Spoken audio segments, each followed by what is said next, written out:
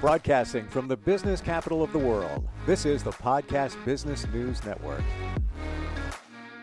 It amazes me when we hear something health related, but it was not really on our radar. So I heard something recently, this word, and it piqued my interest. Then I learned more about how important this word is. That word is inflammation. And my thought is, okay, you bang your knee, your elbow, whatever it might be, you have inflammation as a result of that, and then you eventually heal. But actually, it goes deeper in terms of inflammation within your body, things that you eat that can cause disease as a direct correlation between the two. We're going to dig a little deeper into that today. Dr. Ynge is with us, and she's behind the allergykit.com that can identify many things that could be causing inflammation in your body, and you might not even know it. Ynge, welcome back. How are you today? Thank you. I'm great. Yeah, it's great to have you here. And I'm learning, I don't know what it is in the last couple of weeks, that word inflammation is coming up and connected to disease and other issues. Can you enlighten us about inflammation and how important it is to control it within our bodies? Yes.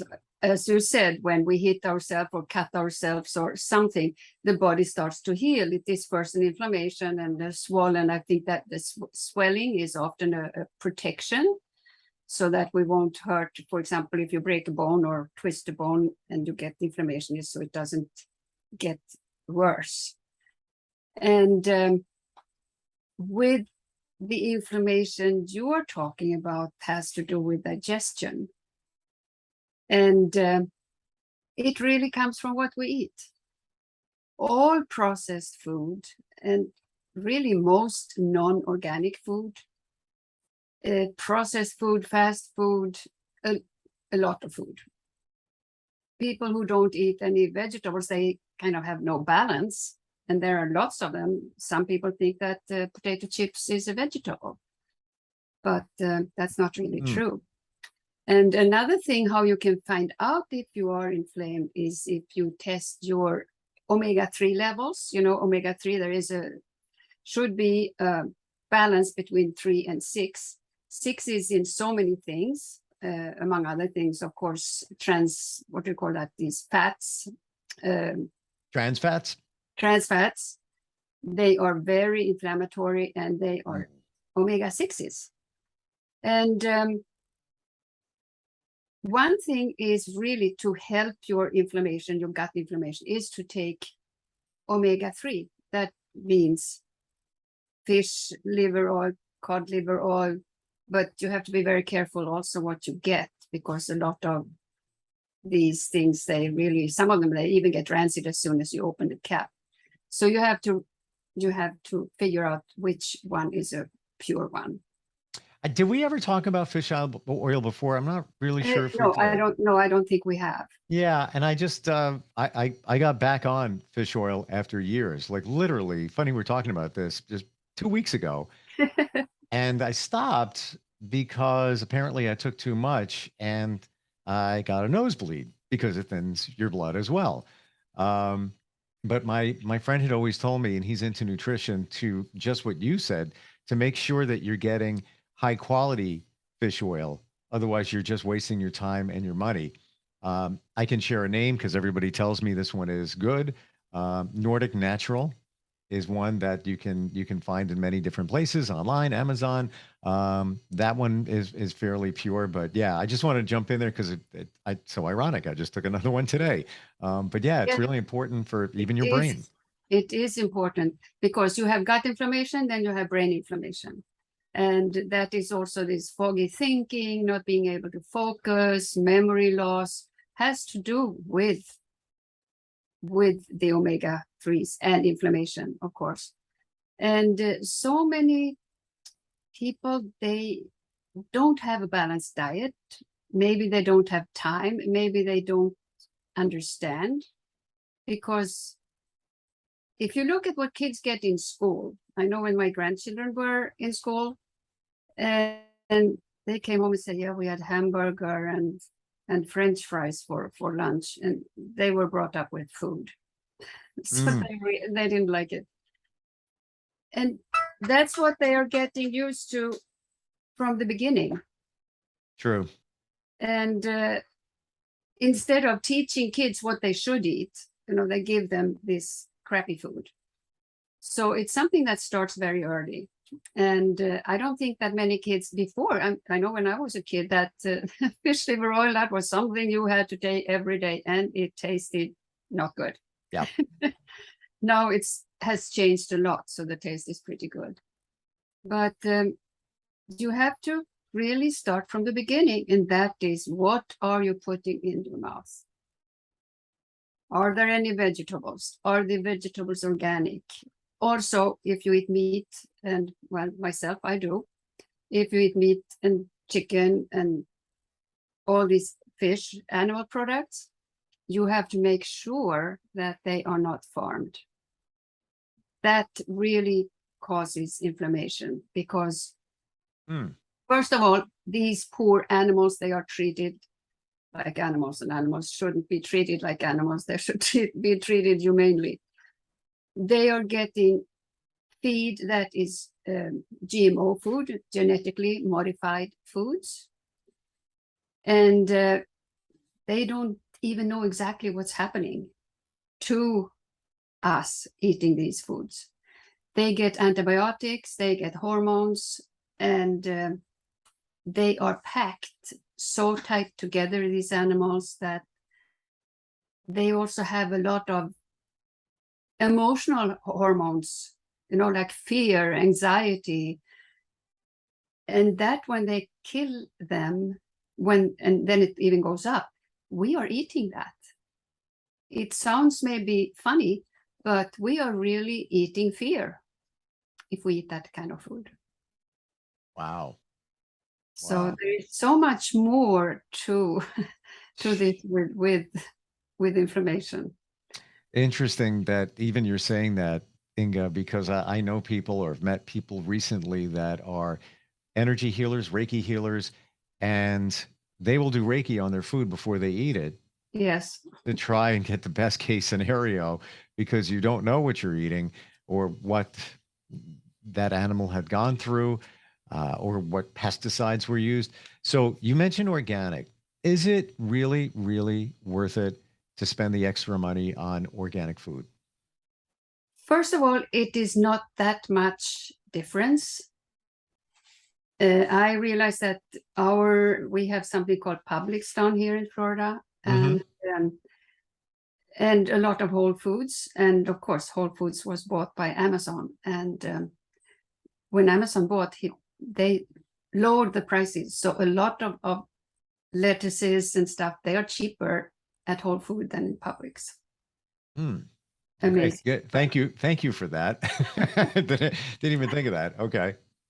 But if you think about it, like spinach, that is supposedly so healthy for you. Right.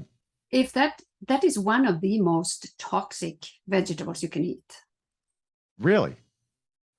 It's sprayed. I don't know why it is so toxic. I don't know if it is that more worms go on them than on others, that they have to spray them more.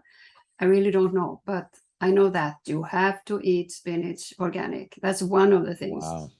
Strawberries, for example, they grow on plastic, on black plastic, and they spray the same thing with Roundup. You get the glyphosate, and then these berries, they lay in the pools of what they spray, so they suck up even more. So strawberry is another very, very, very toxic thing. Apples, grapes, peaches are also some of the fruits you really have to eat organic. And then we have avocados. You don't need to eat them organic. If we take artichokes, they don't need either. And asparagus doesn't need to be organic. So there are certain things. There's something called the 12, what is it again? 15, 12 and 15. The 12 toxic, it's not called that, something else, but you can Google it. 12 toxic and 12 and 15 good veggies that you can. So I'm so sorry, I can't close it. No worries. You sound fine. I can hear everything. Yeah. I'm learning a lot here today, Inga. It is, especially with the spinach and the strawberries. So are you suggesting that if you're gonna have strawberries, buy strawberries, absolutely get the organic ones? Absolutely get the organics ones. Wow. And if you are in doubt, find out which the dozens and the 15s.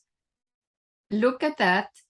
Eat the ones that are on the bad list. Eat them organic. Try for a couple of months and see how you feel.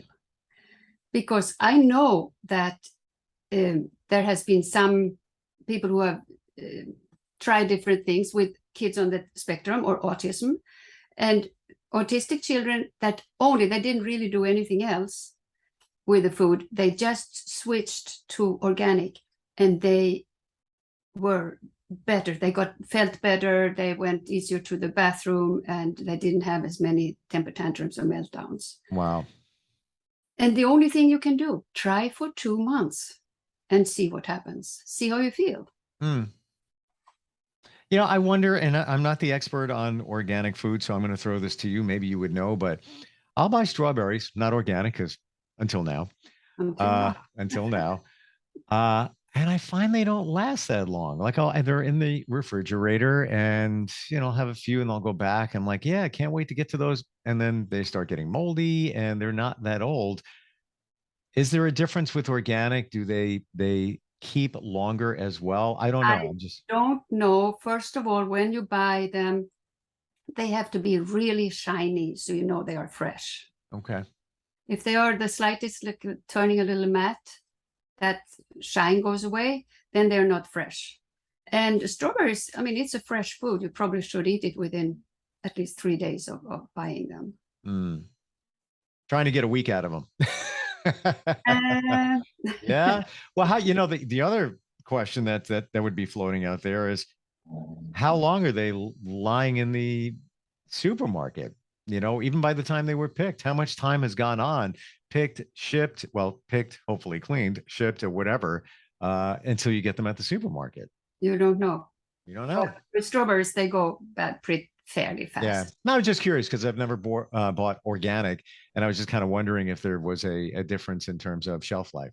I don't know because I don't buy them non-organic. Fair enough. Eat them pretty fast. Right. Yeah. And what other insight can you share about the inflammation? Because it really is a game changer. Once you have what's called inflammation, you might not even know you have it, right? Yes. A sign of inflammation can be constipation. And some people think that it's normal to go to the bathroom once a week. Wow. It's not. The ideal is really to have a bowel movement, yes, that's right, after each meal, which maybe not is so practical, but at least once a day, preferably at least 2 a day. And you can create that by having more veggies, more fiber, so you have more things that is not absorbed.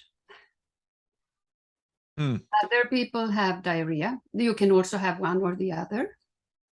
Diarrhea at times and constipation other times.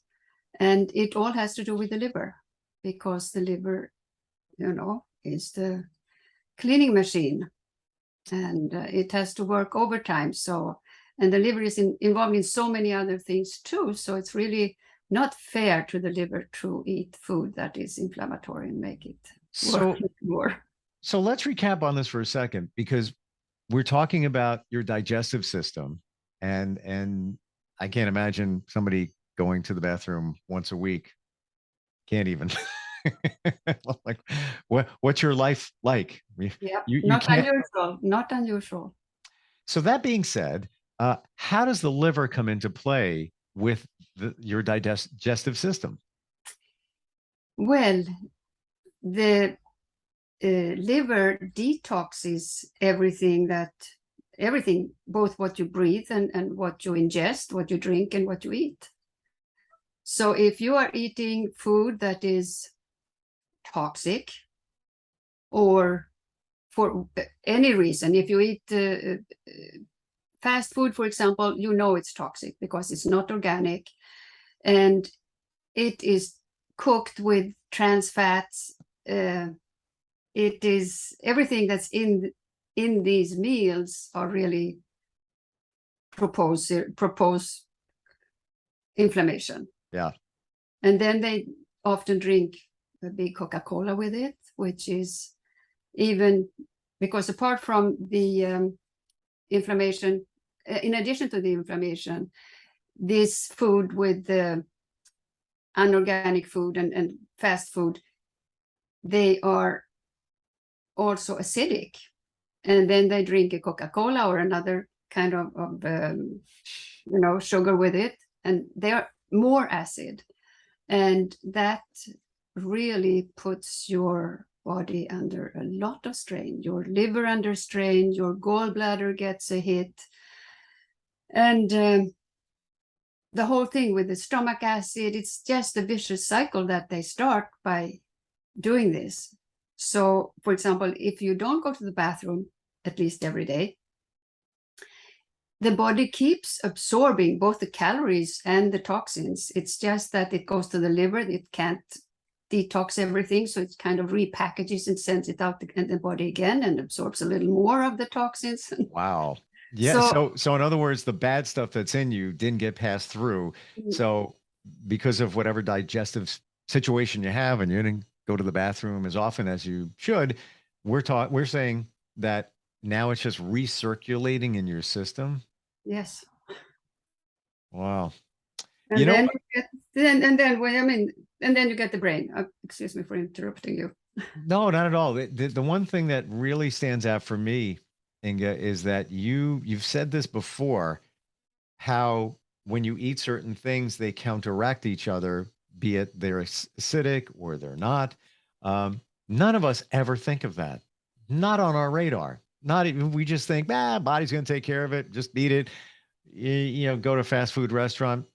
Yeah, I know it's not that great for me, but it's okay. We don't think about how bad it is, number one. Number two, that there's a conflict between the foods. There's a battle going on in your belly, so to speak.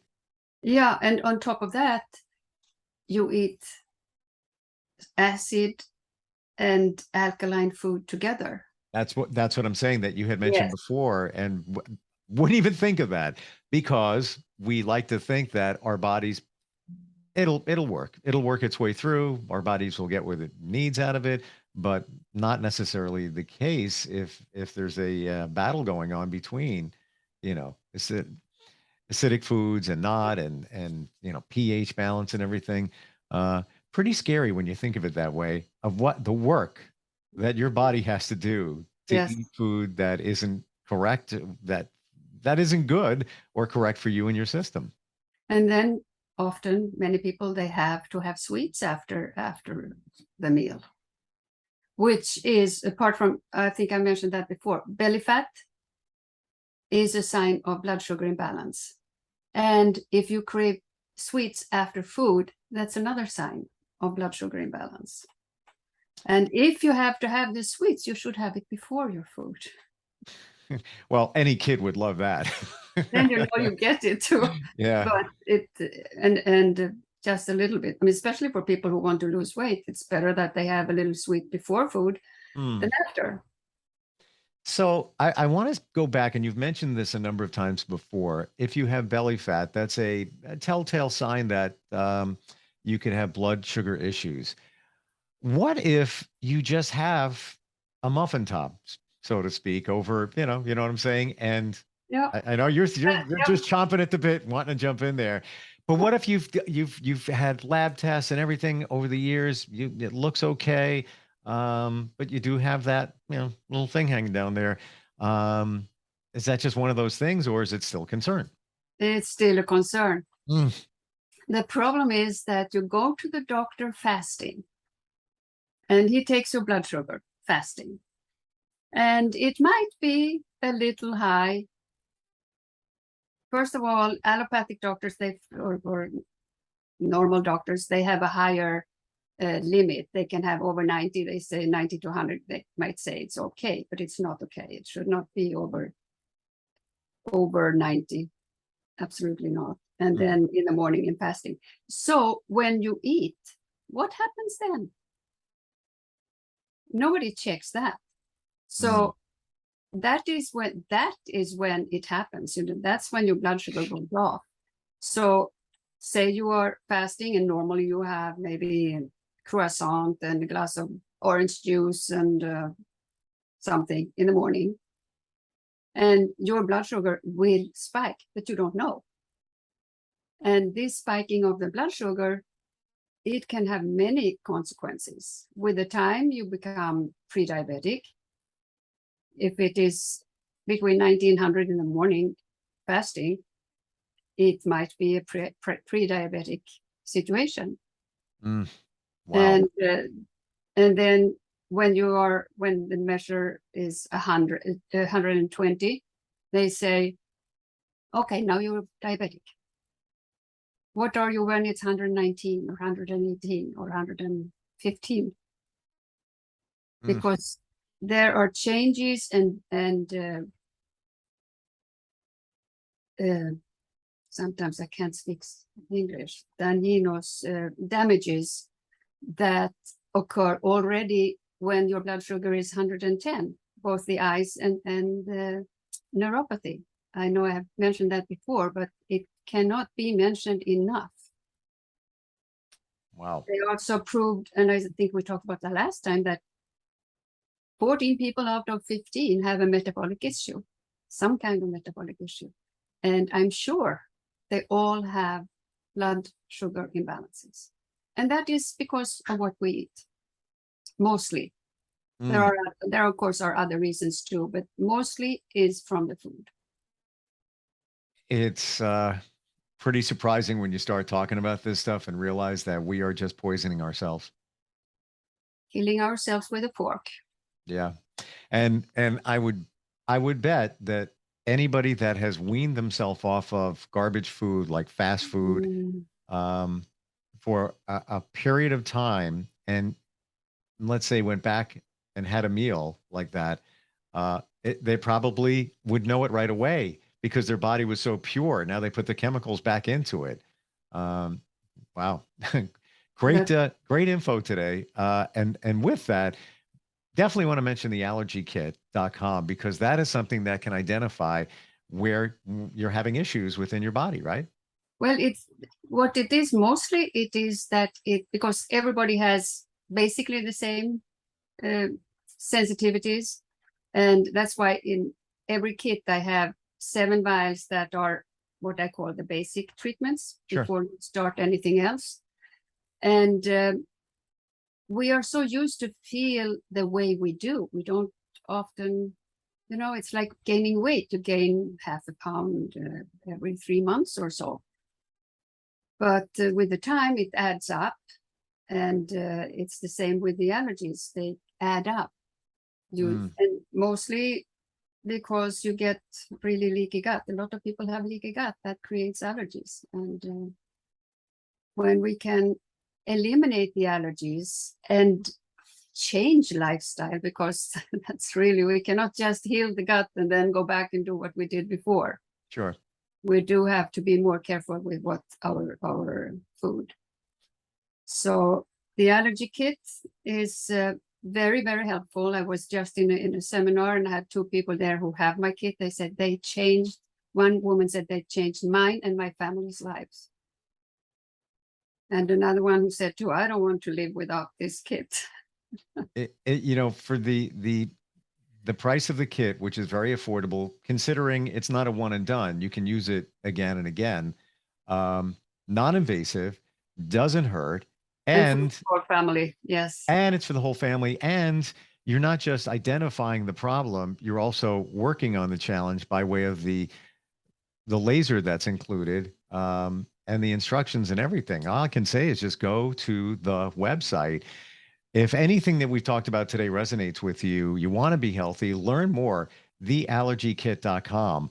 I'm fascinated how it works and how it can take care of you and make you better. And Everything we talked about today, I'm afraid to have lunch at this point. Well, you can also go to drynge.com, drynge.com, and you can download a free 10 surprising facts about allergies. And you can also schedule a meeting if you want to have a session with me, a consultation. Well, I feel like every time we talk, it's like a consultation for all of us because we learn so much. And today, wow, I had no idea. Even talking about eating meat and the animal being stressed, and it just stands to reason that's not good for you. Yeah, Ynge, thank you so much. It's always a pleasure, and looking forward next time we talk and learning more. Thank you. Thank you. We'll be right back. Are you looking for even more of the podcasts and hosts that you love? The Podcast Business News Network is proud to announce that you now have even more ways to listen live. Check out the MyTuner Radio, online radio box, and Simple Radio apps on iOS and Android, or find us online. Search for Business News Network on mytuner-radio.com, or search Podcast Business News Network on streama.com and onlineradiobox.com/US. Take your podcast on the go and don't miss a minute of the action.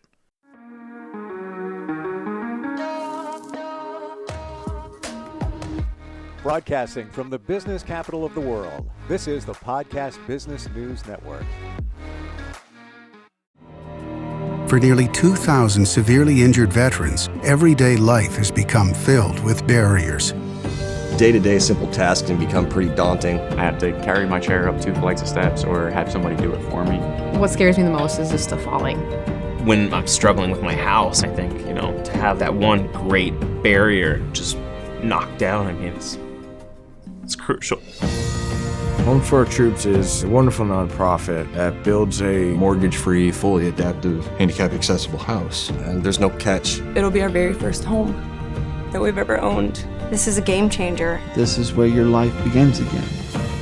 We need you to join us in completing this important mission. Please visit hfotusa.org and help build homes and rebuild lives. Because of you, everything's going to be okay.